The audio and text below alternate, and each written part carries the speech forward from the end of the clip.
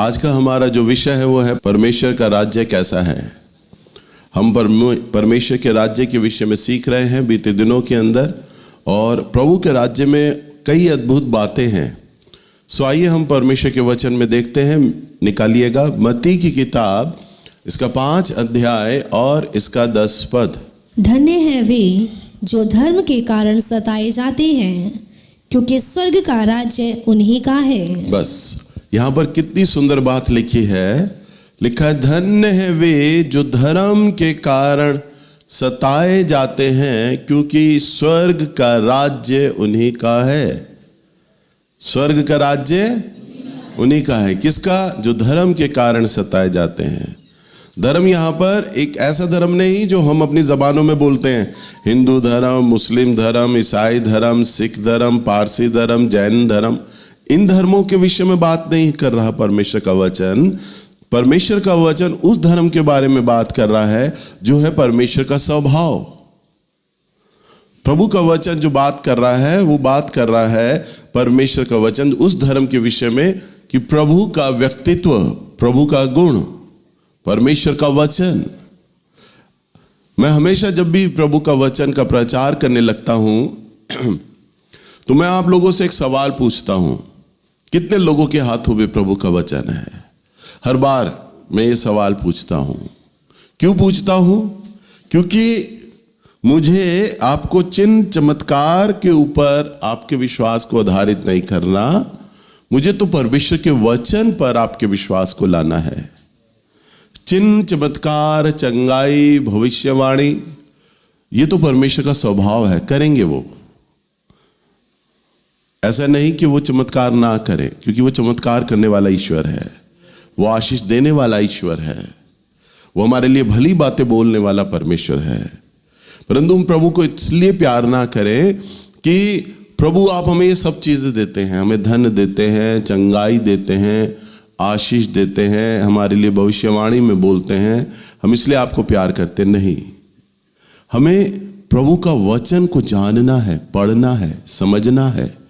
मैं इसलिए आपको जोर देता हूं कि आप सभी लोग प्रभु का वचन को पढ़ें, क्योंकि परमेश्वर का जो वचन है, वचन ही परमेश्वर है और परमेश्वर ही वचन है। हालेलुया। सो जब आप प्रभु के वचन को पढ़ते हैं तो आप परमेश्वर को जानने और समझने लग जाते हैं। प्रभु को आप कैसे जानेंगे? परमेश्वर के वचन के द्वारा। जब आप प्रभु का वचन को पढ़ेंगे और जब परमेश्वर का वचन को समझेंगे, तब आप प्रभु का जब वचन को पढ़ेंगे ना, तब आपको पता चलेगा कि परमेश्वर अपने वचन में क्या बोलते हैं, प्रभु का स्वभाव क्या है, प्रभु किस समय क्या काम करते हैं, परमेश्वर का व्यक्तित्व क्या है, हम ऐसा अपने जीवन में क्या कर जाते हैं जिससे प्रभु का आत्मा खेदित हो जाता है, हम ऐसा क्या कर जाते हैं जिससे कि प्रभु का आत्मा प्रसन्न हो जाता है। और जब हम प्रभु को जानने और समझने लग जाते हैं ना, तो हमारे बीच में परमेश्वर के साथ एक बाउंडिंग बनती है, एक रिश्ता बनता है। हालेलुया। भाई, दो दोस्त कैसे पक्के दोस्त हो जाते हैं? क्योंकि वो एक दूसरे के मन को समझते हैं। पति पत्नी का रिश्ता कैसे गहरा होता है? जब वो दोनों साथ साथ रहते हैं, दोनों एक दूसरे के मन को समझने लग जाते हैं, एक दूसरे की जरूरतों को जानने लग जाते हैं। जब ऐसा कोई भी व्यक्ति जब ऐसा करता है ना, तो उनके बीच में रिश्ता मजबूत होता है। तो हम प्रभु को कैसे जाने? हम प्रभु को वचन के द्वारा जाने। और जैसे जैसे हम वचन में बढ़ते हैं, हम प्रभु के मन को, मैं क्या बोल रहा हूं, हम प्रभु के मन को समझने लग जाते हैं। प्रभु क्या चाह रहे हैं अपने वचन में, कैसा वो सोचते हैं, कैसा वो कार्य करते हैं। मैं ऐसा क्या करूंगा जिससे प्रभु प्रसन्न होंगे, मैं ऐसा क्या कर दूंगा जिससे प्रभु नाराज हो जाएंगे। अगर नाराज हो जाएंगे तो प्रभु और मेरा रिश्ता खराब होने लगेगा। अगर मैं वह बातें करता हूं जो प्रभु को अच्छी लगती हैं, तो मेरा रिश्ता प्रभु के साथ मजबूत होता जाएगा। हालेलुया। तो जब हम प्रभु के साथ अपने रिश्ते पर जब ध्यान देने लगते हैं ना, ध्यान से सुनिएगा, जब हम प्रभु के साथ अपने रिश्ते पर ध्यान देने लग जाते हैं, तब अंधकार यानी शैतान, इस संसार का सरदार यानी शैतान लूसीफर, तब उसको सबसे बड़ी चोट लगती है। और उसका एक ही लक्ष्य है, वो ये नहीं चाहता कि कोई भी व्यक्ति परमेश्वर को जाने। कोई भी परमेश्वर को पहचाने वो नहीं चाहता। क्यों? क्योंकि वो जानता है परमेश्वर का जो वचन है ना वो आग है। हालेलुया। क्या है वो? अगर यहां लगेगी, मान लो अगर एक कोने में पर्दे ने छोटी सी आग पकड़ ली ना, तो धीरे धीरे फैलती जाएगी, एसी जलेंगे ये सारी लाइटें जल जाएंगी, पूरा धधक पड़ेगा, भट्टा हो जाएगा। पर एक चिंगारी धीरे धीरे आग पकड़ जाती। परमेश्वर का वचन बिल्कुल ऐसा ही है, वैसे ही काम करता है। हालेलुया। आज न्यूज़ों में, सोशल मीडिया में और कई लोग ये एक भ्रांति फैलाते हैं कि ईसाई इसलिए ज़्यादा बढ़ रहे हैं, क्रिश्चियन लोग इसलिए ज़्यादा बढ़ रहे हैं क्योंकि पैसा देकर भोले भाले लोगों को पागल बना देते हैं, पैसा देते हैं। हालेलुया। आप इतने साल से चर्च आ रहे हो, कभी मैंने आपको बोला मैं आपको पैसा दूंगा? मैं तो लेता हूं आपसे। आप तो भेंट देते हैं, अपना दशमांश देते हैं, भेंटें देते हैं। अब हम चर्च बनाने के लिए धन इकट्ठा कर रहे हैं, है ना, अनाउंस हो रहा है कि हमने चर्च बनाना है, परंतु हम पैसा अगर वैसा बांटने लग जाएंगे, मान उदाहरण के तौर पर अगर मैं 10-10 हजार भी बांटूं ना, लोग बोलते हैं ना लाखों मिले होंगे, 4 लाख मिला होगा, 5 लाख मिला होगा। अगर हम 10 हजार भी बांटूं ना, लाखों रुपए मेरे खर्च हो जाएंगे। उस लाखों रुपए को जनता में बांटने से अच्छा नहीं है कि मैं प्रभु का भवन सुंदर बना दूं। हालेलुया। दुनिया के किसी भी प्रचारक पादरी के पास इतना पैसा नहीं है कि वो पैसा बांटे। झूठी अफवाह है ये। पैसा देकर कोई भी व्यक्ति प्रभु को नहीं जानता। आज पूरा विश्व परमेश्वर के वचन के लिए ऐसा कोई देश नहीं बचा, ऐसा कोई शहर नहीं बचा, ऐसा कोई गांव नहीं बचा जहां परमेश्वर का वचन ना पहुंच चुका हो। हालेलुया। और जैसे जैसे लोग प्रभु का वचन सुनते हैं ना, वो बदलने लग जाते हैं। क्या होने लगते हैं? क्योंकि परमेश्वर का वचन, मैंने अभी आपको क्या बताया, आग है। हालेलुया। कई बहनें यहां पर आती हैं, अकेली आती हैं, बाद में वह जो प्रभु का वचन की जो आग है ना, वो जो अपने घर में लेके जाती हैं, अपने बच्चों को सुनाती हैं, पति को सुनाती हैं, तो वो भी बदलने लग जाते हैं। गली मोहल्ला बदलने लग जाता है। क्यों? वचन आग है भाई। वचन में लिखा है, यदि तू, तेरे उद्धार पाने से तेरा पूरा घराना उद्धार पाएगा। हालेलुया। सब बदलने लग जाते हैं। इसलिए पूरा धीरे धीरे गांव, शहर, कस्बा, गांव और पूरा देश बदलने लग जाता है। समझ पा रहे हैं आप लोग? चाइना इतना बड़ा देश है, चाइना, वहां की गवर्नमेंट इतनी सख्त है, कम्युनिस्ट कंट्री है, कोई भी धर्म को नहीं मानते। वहां पर इतना सख्त है कि मसीह लोग जितने पहले के समय में, आज से 8-10 साल पहले, गुफाओं में लोग चर्च चलाया करते थे और मिलिट्री वहां पर आ जाती थी, और अगर चर्च देख रहे हैं विश्वासियों को अरेस्ट नहीं करते थे, धड़ धड़ धड़ धड़ गोलियां मार दिया करते थे पादरियों को, विश्वासियों को, कि वचन ना फैले यहां पर प्रभु का। इतना होने पर भी वहां के मसीह लोग नहीं रुके, जो प्रभु का डर मानते हैं ना। लिखा है ना, धन्य है वे जो धर्म के कारण सताए जाते हैं, क्योंकि स्वर्ग का राज्य उन्हीं का है। हालेलुया। जो व्यक्ति प्रभु से जब प्यार करने लग जाता है ना, और उसे जब प्रभु मिल जाता है और जो प्रभु को जान लेता है, उसके सामने नाम, उसका धन, संप्रदाय, जाति, परिवार कोई मायने नहीं रखता। वो तो सिर्फ परमेश्वर को देख रहा होता है बस। और शैतान को बड़ी चोट लगती है प्रभु के वचन के कारण से। इसलिए अब चाइना में है ना, हर पर वीक वहां पर 20,000 लोग बैप्टिज्म ले रहे हैं। कितने लोग? 20,000 पर वीक चाइना के अंदर। इतनी तेजी से रफ्तार। प्रभु का काम जहां पे रोका जाएगा ना, प्रभु का सिंहासन वहां पर लग जाता है। हालेलुया। वहां की गवर्नमेंट पगला गई है कि चाइना में इतना तेजी से काम हो रहा है। पाकिस्तान बदल रहा है, एक मुस्लिम कंट्री बदल रहा है, कई देश, कई मुस्लिम कंट्रियां बदल रही हैं, प्रभु को जान पा रहे हैं, क्योंकि वो आग फैलती जा रही है परमेश्वर के वचन। कोई प्रचारक, कोई पादरी पैसा नहीं बांट रहा, परंतु परमेश्वर के वचन में सामर्थ है, वो आग से भरा हुआ है, क्योंकि परमेश्वर खुद ही वचन है और वचन ही परमेश्वर है। सो कौन है जो परमेश्वर के विरोध में, परमेश्वर के वचन के आगे अड़ सके? कोई नहीं अड़ सकता। दुनिया की सरकारों ने, कितनी गवर्नमेंटों ने, कितने देशों ने सोचा कि हम बाइबल को बैन कर दें, बाइबल को जला दें, बंद कर दें।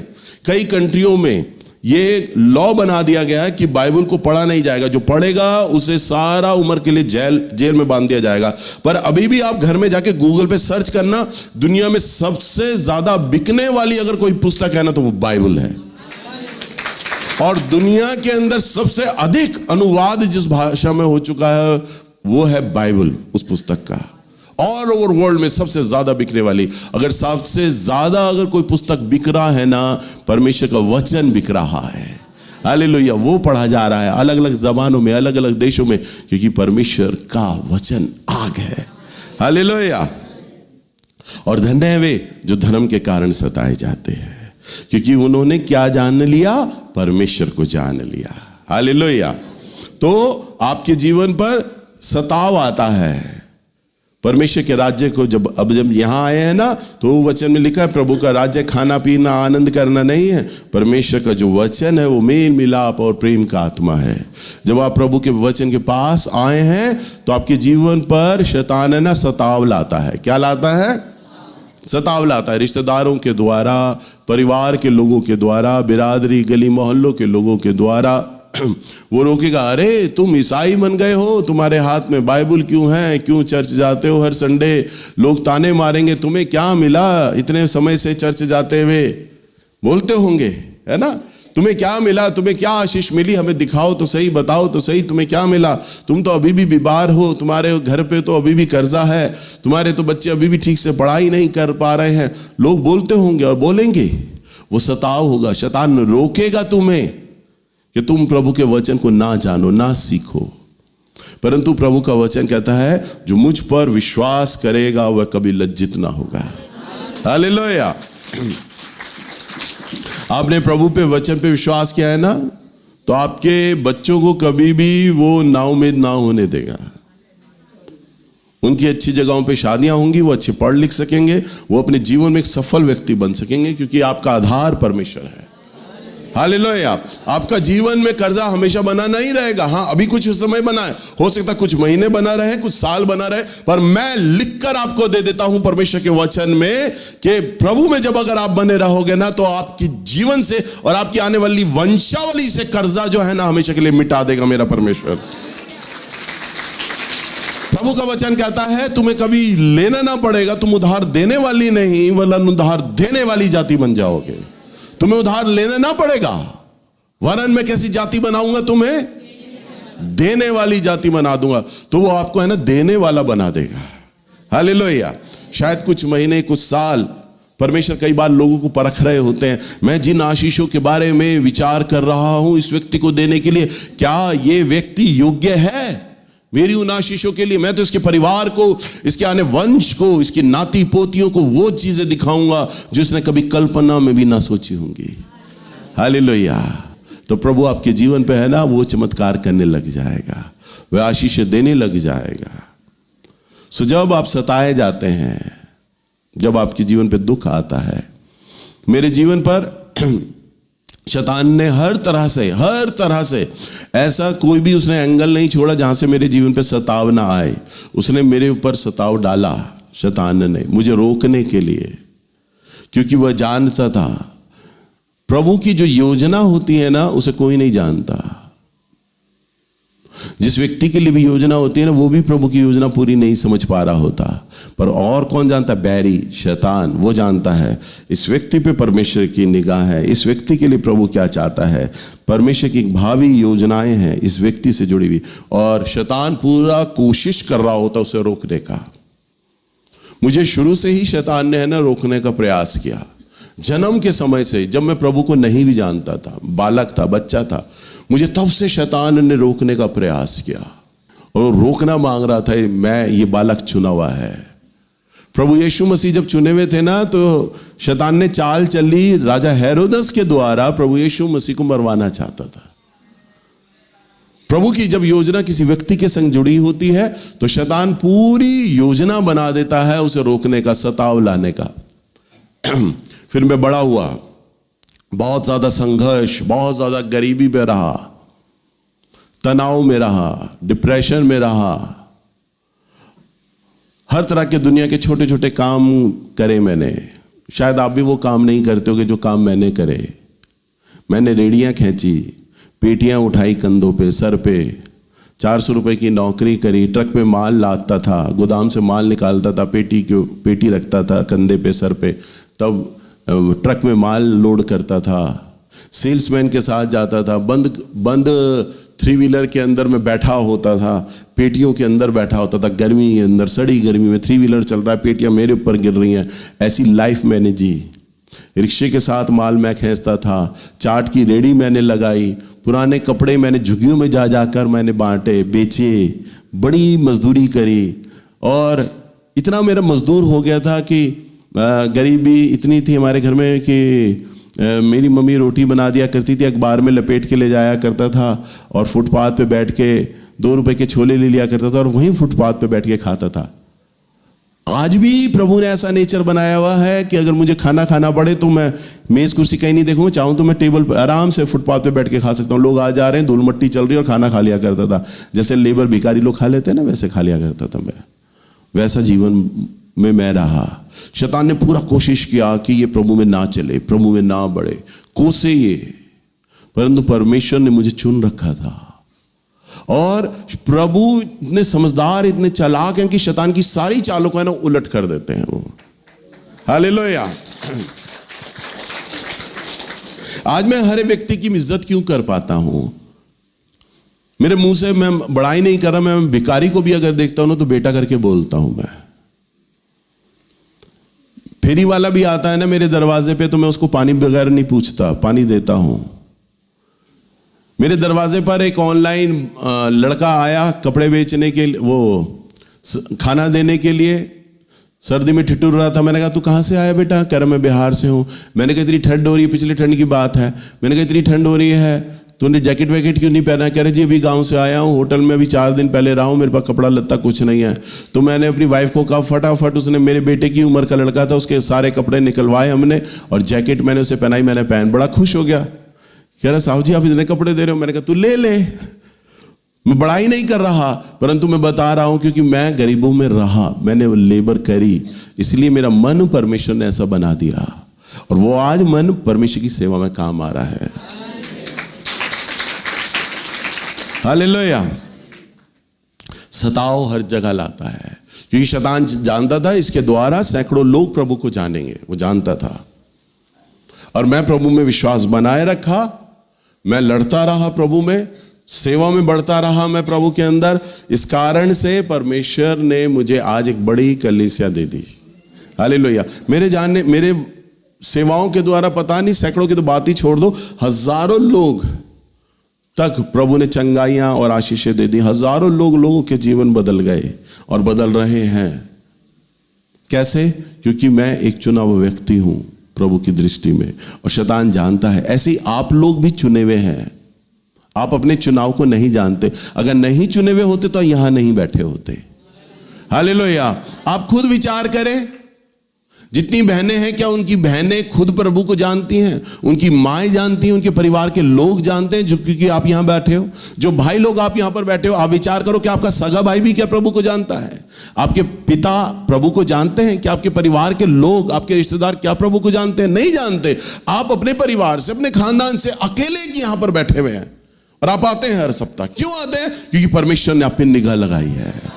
प्रभु का वचन कहता है जब तक पिता ना चाहे, जब तक, प्रभु कहते हैं जब तक पिता ना चाहे कोई भी व्यक्ति परमेश्वर के पास नहीं आ सकता। यानी कि पिता ने चाहा कि आप प्रभु के पास आए, आप प्रभु को जाने। तो सोचो ये कितना बड़ा आपके जीवन में एक मौका है। वो अन्य जाति लोग कहते हैं मैं बड़ा लक्की हूं, तो आप अपने आप को लक्की बोले कि आपके ऊपर प्रभु ने निगाह की, और बस प्रभु ने निगाह की है कि मैं इसको, इसके परिवार को और इसके वंश को बदल दूंगा। क्योंकि प्रभु बहुत छोटी छोटी योजनाएं नहीं बनाते। प्रभु ने आपको इसलिए नहीं चुना कि वो आपको एक नौकरी देगा। प्रभु ने आपको इसलिए नहीं चुना कि आपके कमर के रोग को चंगा कर देगा, आपकी कमर की दर्द ठीक कर देगा, आपको ताकत दे देगा चलने की, आपके लीवर को ठीक कर देगा। प्रभु ने आपको इसलिए नहीं चुना। अरे प्रभु ने तो आपको चुना है आप, आपका परिवार और आपका वंश वो बदल दे। हालेलुया।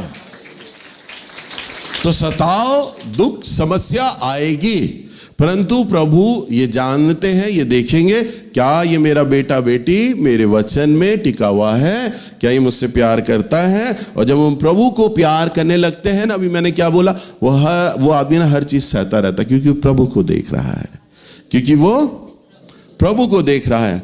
हम एक बहुत ही अच्छे उदाहरण को देखते हैं प्रेरितों के काम की किताब के अंदर, और इसका 7 अध्याय और 54 पद।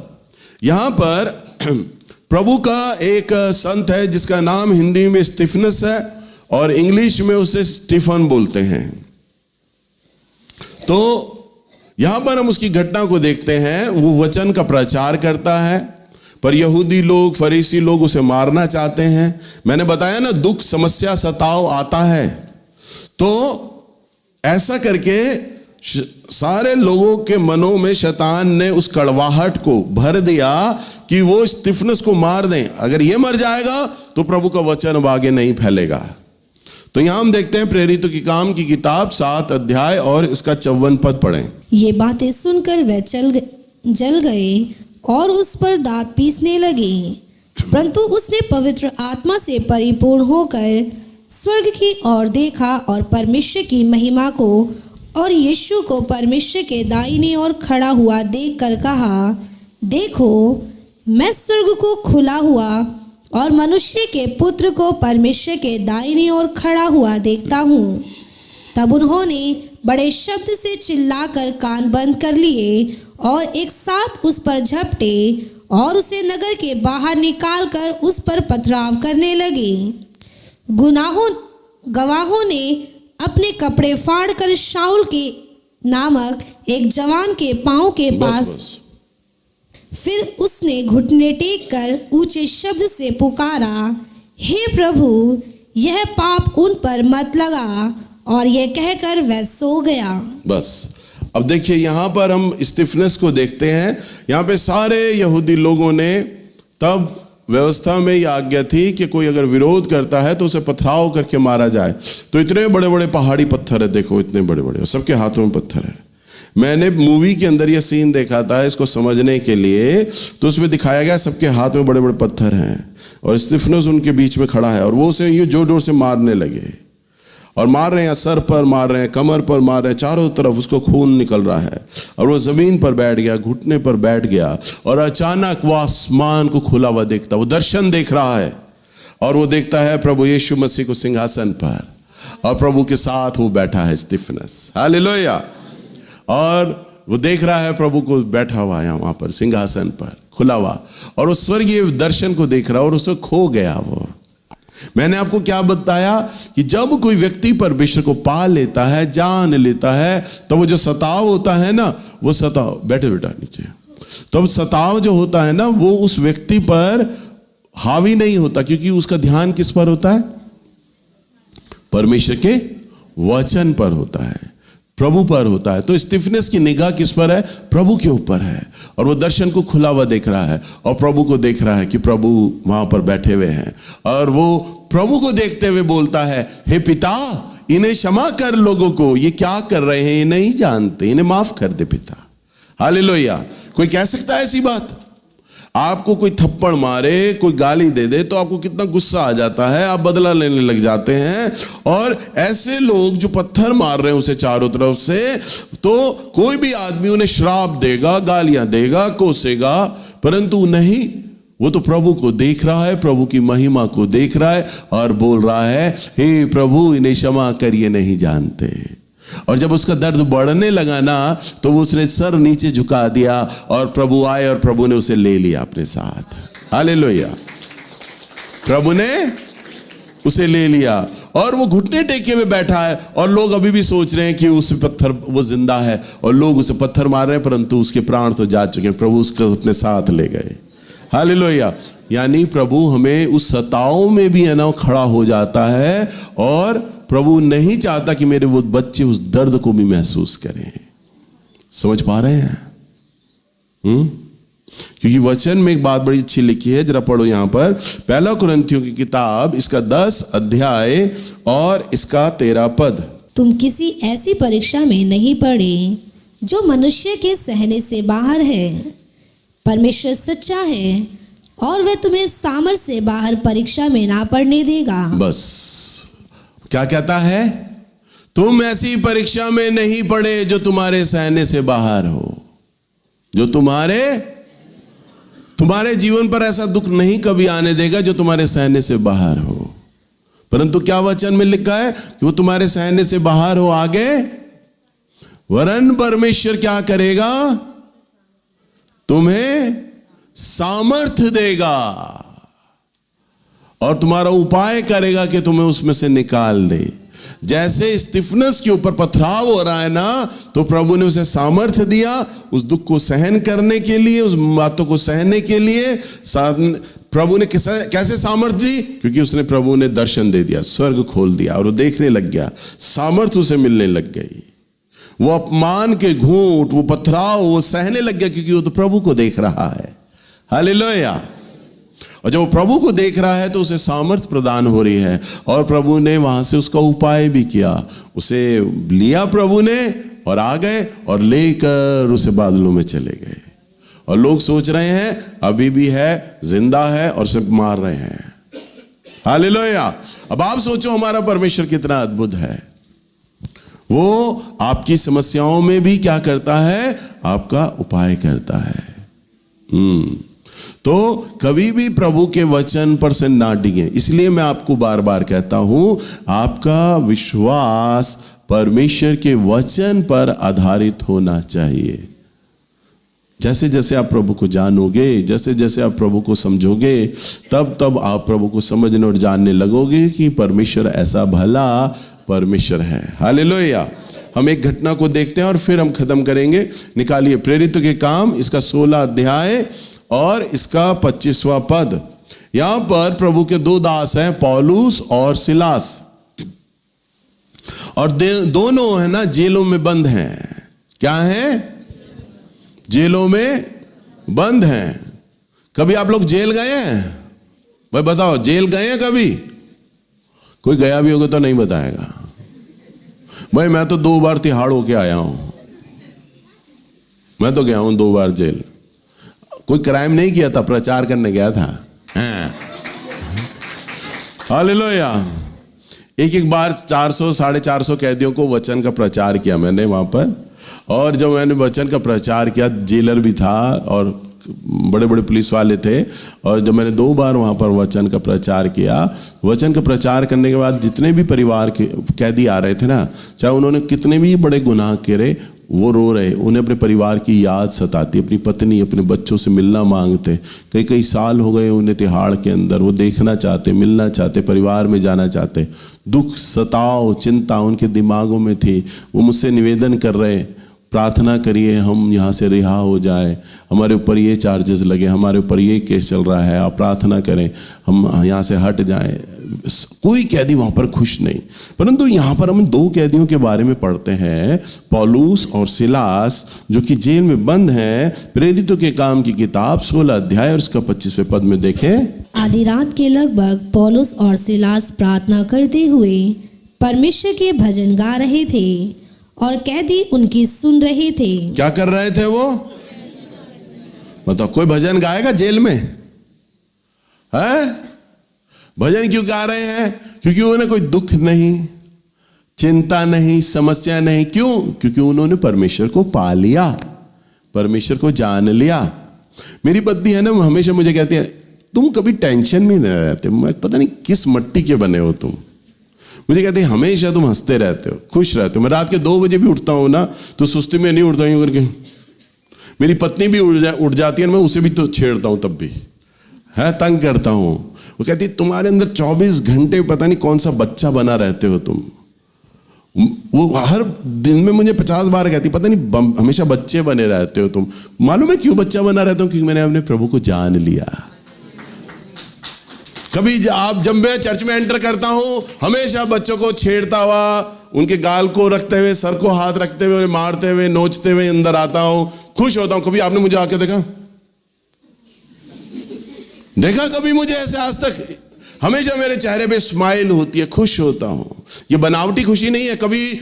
कई बार मेरी पत्नी, मेरी बहन मुझे बोलते हैं तू अब बिशप हो गया है, बिशप की तरह व्यवहार कर, सीरियस हो जा, मजाक मत कर, चेहरे पे हंसी नहीं होनी चाहिए। और कभी कभी मैं बनावटी करके भी आता हूं, पर 2 मिनट बाद मैं भूल जाता हूं कि मैं बिशप हूं, मैं गंभीर हो जाना चाहिए। मेरे चेहरे पे फिर हंसी आ जाती है, फिर मजाक आ जाता है, मेरे अंदर फिर वो बच्चा आ जाता है। बच्चा हूं जी, हालेलुया। क्यों? क्योंकि प्रभु मिल गए हैं। मैं चिंता ही नहीं करता किसी बात की, सोचता ही नहीं। और वो भी नहीं सोच रहे, वो तो भजन गा रहे हैं, आनंद कर रहे हैं। हमारा छुड़ाने वाला ईश्वर तो परमेश्वर है, हमारा वकील भी वो, हमारे जमानत के पेपर भी वो, और हमारा जज भी वो, वही हमारे साथ। जब तक चाहेगा हमें जेल में रखना, तब तक प्रभु की इच्छा है, और वो हमसे सेवा ले रहा है। और हम गीत गा रहे हैं और दूसरे कैदी भी हमारी आराधना को सुन रहे हैं। हालेलुया। और आगे क्या हुआ 26वें पद में? इतने में एकाएक बड़ा भूकंप आया, यहाँ तक कि बंदीगृह की नींव हिल गई, और तुरंत सब द्वार खुल गए और सबके बंधन खुल पड़े। हाँ, वो आराधना कर रहे हैं। क्या कर रहे हैं? दोनों कैदी हैं, उनके अगल बगल चेनों से, मोटी मोटी चेनों से उनके हाथ बंधे पड़े हैं। मैंने इस मूवी में देखा, छत में जंजीरें लटकी हैं, पौलुस का एक हाथ इधर जकड़ा है, एक हाथ इधर, ऐसे ही सिलास का भी, और मोटे मोटे पैरों से जकड़े हुए हैं। कैदी बाहर हैं और वो आराधना कर रहे हैं, खड़े हुए, हाथ पैर बंधे हैं और खड़े हुए होकर आराधना कर रहे हैं। और अचानक जोर से भूकंप आता है और वो पत्थर नीचे गिर जाता है जिसमें चेन बंधी है, चेनें टूट जाती हैं, उनके हाथ पैर फ्री हो जाते हैं, दरवाजे सारे खुल जाते हैं। हालेलुया। ऐसा है हमारा परमेश्वर। तुम ऐसी कभी परीक्षा में नहीं पड़े जो तुम्हारे सहने से बाहर हो, और परमेश्वर तुम्हारा उपाय करेगा, तुम्हें निकाल देगा उस समस्या से। वो जेलों में बंद हैं, राजा उनके विरोध में है, लोग उनके विरोध में हैं, परंतु मेरा परमेश्वर जिसके पक्ष में है ना, उसका विरोधी कौन हो सकता है? हालेलुया। और उनकी जंजीरें खुल गई, भूकंप हुआ, चेनें तिड़क गई, द्वार खुल गए, बिना किसी जमानत, बिना किसी जज वकील के वो दोनों बाहर हो गए। ये है प्रभु। हालेलुया। तो आपके जीवन में जो भी समस्या चल रही है, चाहे वो पैसे की हो, बीमारी की हो, तंगी हालत की हो, कलेश की हो, जैसी भी आपके जीवन में समस्या चल रही है, आप ये जान लें, परमेश्वर जानता है। आप प्रार्थना में क्या बताओगे प्रभु को? प्रभु हमारे ऊपर यह समस्या चल रही है। अरे प्रभु जानता है। आपको तो सिर्फ आनंद करना है, क्योंकि प्रभु इस समस्या में आप रहकर है ना, मुझे अवश्य कुछ सिखा रहे होंगे। हालेलुया। इतने साल मैंने अब बताया ना आपको, जल्दी जल्दी अपना स्ट्रगल, इतनी ज्यादा गरीबी में रहा, प्रभु मुझे सिखा रहे थे। आज मेरे चर्च में 16-16, 18-18 साल के बच्चे आराधना कर रहे हैं, सेवा कर रहे हैं। मैं जब 27 साल का हुआ तब जाके मेरा प्रभु ने अभिषेक किया। एक बार मैं पलंग पर पड़ा हुआ और सोच रहा, प्रभु मेरे चर्च में तो 15-15, 16-16 साल के बच्चे क्वायर में हैं, आपकी सेवा कर रहे हैं, आराधना कर रहे हैं, वचन प्रचार कर रहे हैं। प्रभु अगर आपने तब मुझे उस उम्र में पकड़ लिया होता, मेरे 10 साल बच जाते। 27 साल में आपने अभिषेक किया, 10-12 साल पहले अभिषेक कर देते, आज मेरी सेवा कितनी आगे होती, कितना मैं आपका प्रभु का काम कर दे, तब तक कितने लोग और बचा लिए जाते। प्रभु की आवाज आती है, प्रभु ने मुझे कहा, तब मैं तुझे सिखा रहा था। मैंने प्रभु को कहा ना, प्रभु इतने साल बर्बाद हो गए, तो प्रभु ने कहा, इतने साल में तुझे सिखा रहा था। क्या सिखा रहा था? कि जिन लोगों में तुझे सेवा देनी है ना, ये सारे जीवन के अनुभव एक शिक्षा बनेंगे बेटा, मैं तुझे सिखा रहा हूं। हालेलुया। मैं आपको क्यों ये गारंटी से बोल रहा हूं कि पौलुस और सिलास के साथ क्या हुआ? क्योंकि मेरे साथ भी वो हुआ, मेरे साथ भी वो अनुभव हुए हैं। इसलिए मैं बता रहा हूं, जिस व्यक्ति को परमेश्वर मिल जाता है ना, वो हर तरह का दुख, समस्या, क्लेश, अपमान, हर एक बात को सह लेता है, और उसका ध्यान तो केवल परमेश्वर पर बना रहता है। इसलिए कभी भी आप प्रभु के वचन में सहना ना टिकें, प्रभु के वचन पर भरोसा बनाए रखें। ये याद रखें, परमेश्वर अपने समय पर आपको एक ना एक दिन अवश्य ही आपका उत्तर देगा, और जब वह आपकी दुख से उस पीड़ा को निकाल देगा ना, तो मानो जैसे जच्चा किसी पीड़ा होती है औरत को, और जब वो अपने बच्चे को देखती है तो सारा दुख भूल जाती है ना, तो ऐसे ही आपके ऊपर जो कलेश और सताव चल रहा है ना, जो असहनीय है, परंतु जब परमेश्वर उस आशीष को जब देगा ना, तो सारा दुख चला जाएगा। प्रभु की वो आशीष एक बच्चे के समान जब आपको दिखाई देगी ना, तो सारी जच्चा किसी पीड़ा भूल जाओगे अपने आशीष को देखते ही। हालेलुया।